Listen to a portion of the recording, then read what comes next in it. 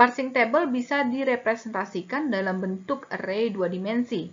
Ada M, kemudian baris, koma, kolom. Jadi setiap baris itu merupakan non-terminal simbol atau yang kita sebut dengan variabel.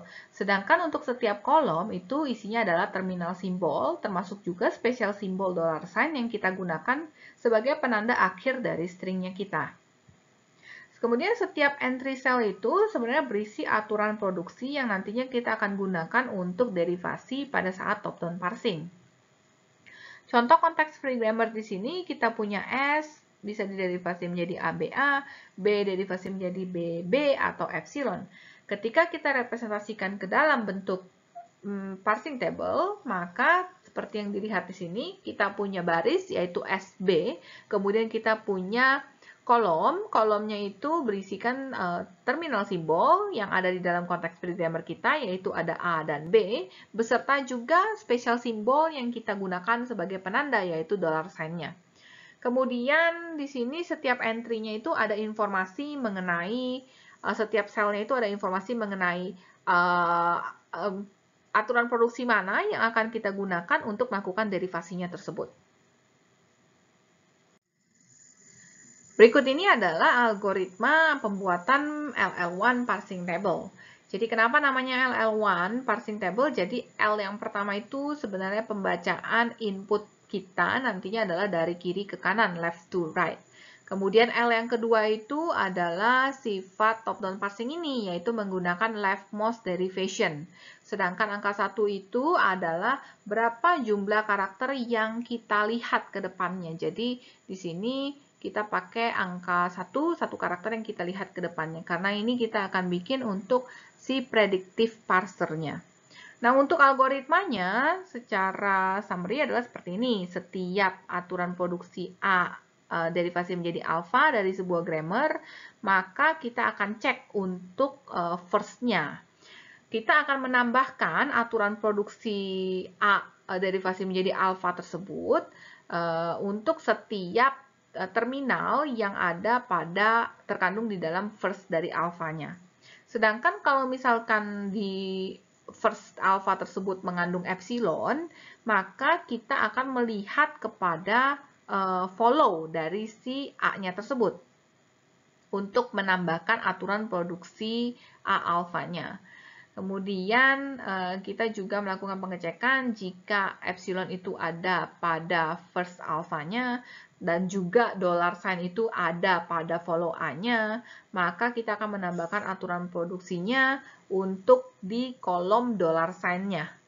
Nah, semua entry lain yang kita tidak tentukan atau yang kita tidak masukkan ke dalam sel dari si parsing table kita itu merupakan kesalahan, artinya adalah akan terjadi error jika nanti lookup-nya ke arah sel yang kosong.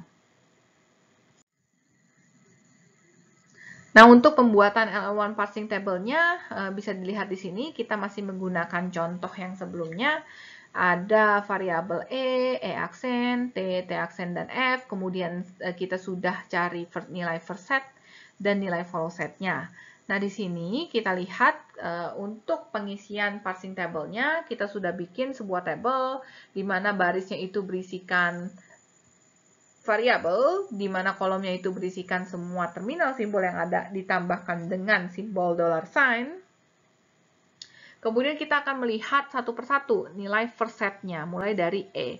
First set dari si E itu adalah ID dan kurung buka. Maka di sel E, ID dan E kurung buka, kita akan masukkan aturan produksinya, yaitu E itu bisa diderivasi menjadi ET aksen. Di sini juga ET aksen.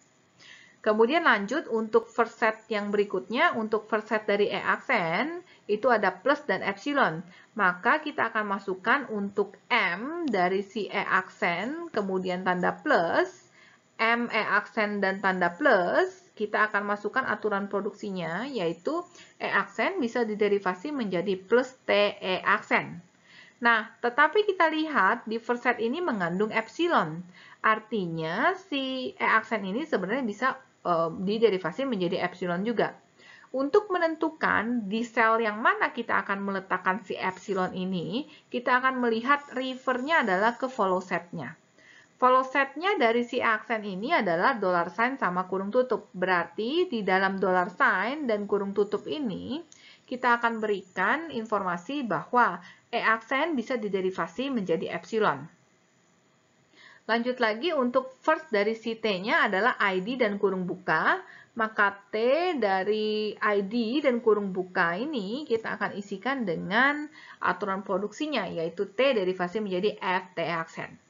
Kemudian berikutnya ada first set dari si T aksen, yaitu tanda bintang, maka di bagian bintang ini kita akan berikan aturan produksinya, yaitu T aksen derivasi menjadi bintang F T aksen.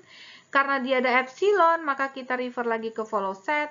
Kita akan punya plus, dollar sign, sama kurung tutup. Maka di bagian plus, kemudian di bagian dollar sign, di bagian kurung tutup, kita akan berikan informasi bahwa T aksen bisa diderivasi menjadi epsilon. Kemudian yang terakhir, first set dari si F adalah ID, kemudian ada kurung buka. Nah, diperhatikan di sini, first set ini ada dua, ada ID dan kurung buka. Kita akan sesuaikan jika F ID, maka kita akan taruh di bagian yang sel ID-nya, kolom ID. Sedangkan kalau yang kurung buka, F derivasi menjadi kurung buka, E kurung tutup, kita akan masukkan di dalam kolom yang kurung tutup, kurung buka, seperti itu. Contoh lainnya, di sini ada konteks programmer lainnya dengan first set dan follow setnya yang sudah disediakan. Jadi kita punya E, T, X, dan Y. Sekali lagi kita akan mulai dari first setnya. Kita akan punya kurung buka dan integer, maka di E kurung buka kita akan tuliskan aturan produksinya dan E integer kita akan tuliskan aturan produksinya. Demikian juga dengan yang first set dari si T. Si T ini kita akan tuliskan di bagian integernya dan kurung bukanya. Kemudian kita akan punya variabel X. X ini ada tanda plus, maka kita akan punya X plus itu menjadi X derivasi jadi plus E. Kemudian karena dia ada epsilon, kita refer ke follow setnya, maka kita akan punya X epsilon dan X epsilon di dollar sign dan kurung tutup. Demikian juga dengan yang first set dari si Y, kita akan punya tanda bintang dan epsilon. Berarti di bagian bintangnya kita berikan aturan produksinya, sedangkan epsilon refer ke follow setnya. Kita akan punya plus dan dollar sign dan kurung tutup yang kita isi dengan Y bisa derivasi menjadi epsilon. Untuk lebih jelasnya, teman-teman bisa membaca di buku Compiler, Principal Techniques and Tools, karangan Aho dan kawan-kawan, chapter 4.